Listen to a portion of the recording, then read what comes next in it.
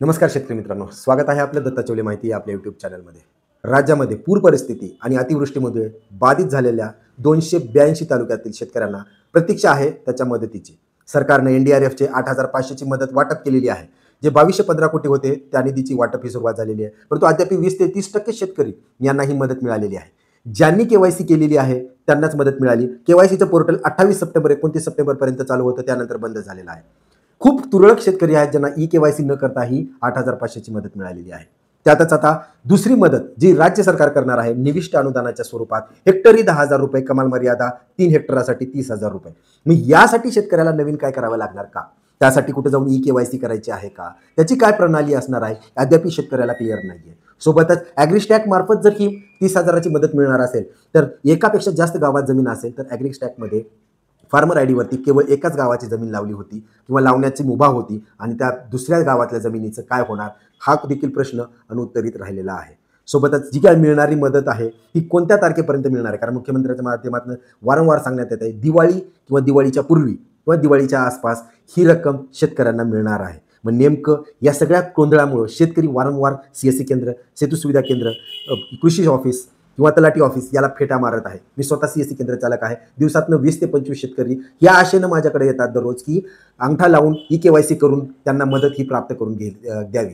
कारण शेजारच्या गावात किंवा शेजारच्यांनी KYC केल्यामुळे त्याला मदत मिळालेली आहे, माझी KYC नाही झाली त्यामुळं माझा मदत मिळालेली नाही आहे का हा मानस शेतकऱ्यांचा झालेला आहे. परंतु निराशाच त्यांच्या हाती लागलेली आहे. कारण KYC चालत नाही आणि रब्बीचं जे काही निविष्ट अनुदान आहे त्यासाठी कसल्याच प्रकारची प्रणाली अंमलबजावणीची अद्याप ही स्पष्ट झालेली नाहीये. मग नेमका या सगळ्या प्रश्नाचे उत्तर काय आहेत आणि आजच्या मंत्रिमंडळाच्या बैठकीत काय निर्णय घेण्यात आलेला आहे त्या 10,000 रुपयाच्या वाटपासंदर्भात ही आपण सविस्तर या व्हिडिओच्या माध्यमातून जाणून घेणार आहोत. त्यापूर्वी जर चॅनलवरती प्रथम असाल तर माझी तुम्हाला विनंती आहे चॅनलला सबस्क्राईब करून घ्या, जेणेकरून शेती आणि सरकारी योजनेबद्दल सर्व अपडेट्स तुम्हाला एकत्र उपलब्ध होतील. चला तर मग माहितीला सुरुवात करूया.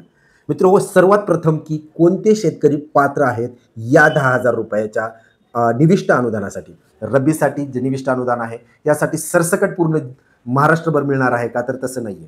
त्यामध्ये 282 तालुके जे की पात्र करण्यात आले होते विशेष पॅकेजसाठी, म्हणजेच रिलीफ पॅकेजसाठी 282 तालुक्याचे पात्र करण्यात आले होते, त्यांना ही मदत मिळणार आहे. आता त्यामध्येही 29 तालुके असे आहेत जे अंशतः बाधित आहेत. मग यांचं काय होणार? कारण 282 पैकी 29 तालुक्यामध्ये काही प्रमाणात अतिवृष्टी झाली आहे किंवा नुकसान झालेलं आहे पूरग्रस्त परिस्थितीमुळे, तर त्याच्यामध्ये कोणत्या शेतकऱ्यांना मिळणार आहे? तर त्याची स्पष्ट माहिती अशी आहे की ज्या मंडळामध्ये नुकसान झालेलं आहे, कारण हे जे अंशतः बाधित तालुके आहेत त्या तालुक्यामध्ये ज्या कुठल्या मंडळामध्ये नुकसान झालेलं असेल केवळ आणि केवळ त्याच मंडळाच्या शेतकऱ्यांना याचा मदत ही मिळणार आहे किंवा हे निविष्ट अनुदान मिळणार आहे. मग दुसरा प्रश्न हा आहे की यासाठी कुठं KYC करावी लागेल का? तर ही जी काही मदत प्राप्त होणार आहे ही केवळ आणि केवळ ॲग्रिस्टॅक म्हणजे फार्मर आयडीच्या जोरावरती करली जाणार आहे. मुख्यमंत्र्यांनी सांगितलं की KYCचं अट ही शिथिल करण्यात आलेली आहे, परंतु ॲग्रिस्टॅकवर जो काही भर किंवा विश्वास मुख्यमंत्र्यांनी दाखवलेला आहे त्याला कुठंतरी दगाफटका होण्याची शक्यता आहे. कारण ॲग्रिस्टॅकमुळेच एकापेक्षा जास्त गावात जमीन असलेल्या शेतकऱ्यांना लाभ हा मिळत नाहीये. किंवा एका गावात एक जर गट असेल, दोन एकापेक्षा जास्त गट असतील, एकच गट जर ॲग्रिस्टॅकला लागला असेल तर केवळ एकच गटाचं जे काही NDRFचं मदत आहे ही शेतकऱ्यांना मिळालेली आहे, दुसऱ्या गटाची मिळालेली नाहीये. मग अशातच या नवीन 10 गावातल्या जमिनीला 10,000 रुपये भेटतील का याचंही प्रश्नचिन्ह अद्याप आहे आणि सरकारनं लवकरात लवकर याकडे बघण्याची आणि याचाच समाधान काढण्याची गरज ही आहे. आता आपण पाहूया तिसरी महत्त्वाची गोष्ट म्हणजे हा अर्ज कुणाकडे करायचा आहे. तुम्हाला तुमच्या गावात जे कृषी सहाय्यक आहेत त्यांची भेट घेणं गरजेचं आहे. सिंगल पॉईंट ऑफ कॉन्टॅक्ट जो काही आहे एक केंद्रबिंदू संपर्काचा तो म्हणजे तुमचा कृषी सहाय्यक. या कृषी सहाय्यकाकडे तुम्हाला भेट द्यायची आहे. त्याला कोणकोणती कागदपत्र जमा करायचे? तुमचं आधार कार्ड, तुमचे 7/12 आणि तुमचं बँकेचं पासबुक. कोणत्याही गावात किती गावात जमीन असेल प्रत्येक गावाचं 7/12 तुम्हाला जोडणं गरजेचं आहे. सोबतच आधार कार्ड आणि बँक पासबुक आणि फार्मर ID देणं गरजेचं आहे. हे कागदपत्र जेवढ्या लवकर तुम्ही तुमच्या परीनं कृषी सहाय्यकाकडे द्याल त्यांच्या मार्फत ते कृषी विभागाला जातील, कृषी विभागामार्फत ते जिल्हाधिकाऱ्याकडे जातील, जिल्हा अधिकाऱ्यामार्फत ते विभागीय आयुक्ताकडे जातील आणि कृषी ऑफिसकडे किंवा कृषी विभागाकडे आणि कृषी मंडळाकडे जातील.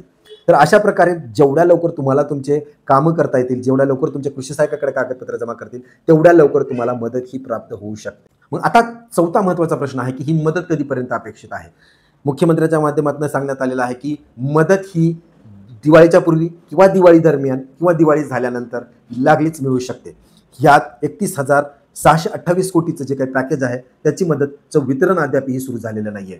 जे की वितरण झालेलं आतापर्यंत 2215 कोटीचं झालेलं आहे. त्यामुळं दिवाळीत किंवा दिवाळीच्या मध्ये किंवा दिवाळी झाल्यास लागलीच तुम्हाला पैसे हे प्राप्त होऊ शकतात. तर आशा करतो ही माहिती जी आहे की कोणते शेतकरी पात्र आहेत, काय नेमकं कुण्या ठिकाणी अर्ज करायचा आहे आणि कधीपर्यंत मदत मिळू शकते, या सगळ्या गोष्टीचा उलगडा हा तुमचा स्पष्ट झाला असेल. आशा करतो ही माहिती तुमच्यासाठी अत्यंत उपयुक्त आहे आणि ही माहिती तुम्ही तुमच्या शेतकरी बांधवांपर्यंत पोहोचवा, जेणेकरून त्यांनाही नेमकं काय करायचं, कुठे जायचं का, काय KYC करायचं का, याचं समाधानकारक उत्तर मिळेल. माहिती कशी वाटली कमेंट बॉक्समध्ये कळवा. त्यासोबतच चॅनलला सबस्क्राईब करायला विसरू नका. धन्यवाद.